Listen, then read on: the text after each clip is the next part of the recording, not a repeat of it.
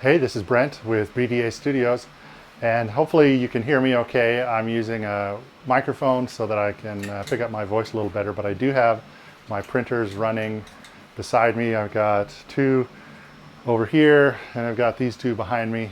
But I wanted to take a minute and talk about why I didn't get the Bambu Lab H2D. So when I first got my first printer, I got the Bambu Lab A1, and I really enjoy it. It's a great printer. It's done everything I needed to do. It's the first 3D printer that I've had, and so it was a great introduction. Very happy with it. I then got the X1 Carbon, and then also got some additional. I have an A1 Mini and another A1. In, was it March?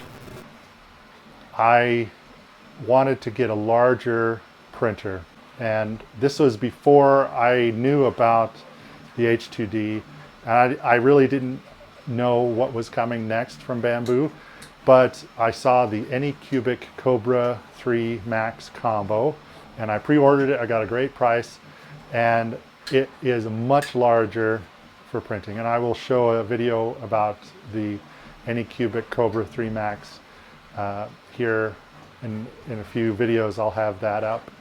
But that satisfied the large print format that I was looking for.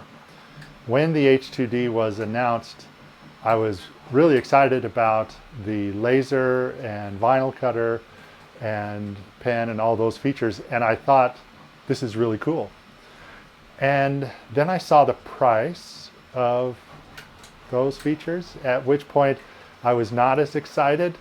I had already spent quite a bit on the other Bambu printers, and I just didn't want to invest that. It wasn't going to satisfy what I needed for the large printing.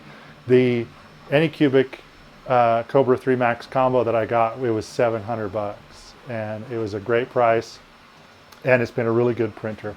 And I'll talk more about that in another video. So I took care of the large format printing. Now I was looking for, what can I do with laser engraving, laser cutting, as well as the vinyl cutting and other features. Well, I came across the Xtool M1 Ultra, and that is a 4-in-1 machine which gives you laser cutting, the multiple blades for cutting vinyl and other materials. It gives you an embossing tool, as well as a inkjet printing option, so you can print on various materials. Well, that was something that satisfied what I was looking for. Also, it was very affordable. So compared to getting the H2D with the 10-watt laser and features, I could get the Xtool M1 Ultra and the Anycubic for less than the H2D price. You could get, you have the 10-watt option, and then you have the 40-watt option. The 40-watt option is nice if you want more, cutting power. But with the Xtool, you also have a 10-watt option and a 20-watt option. Even with the 20-watt option, which is a little more expensive, and the Anycubic, I was still less than the cost of the H2D. So that was the primary driver. One, it was the price, but also I really wanted a more dedicated tool for the laser cutting features. I like the idea of having all of this creative capability.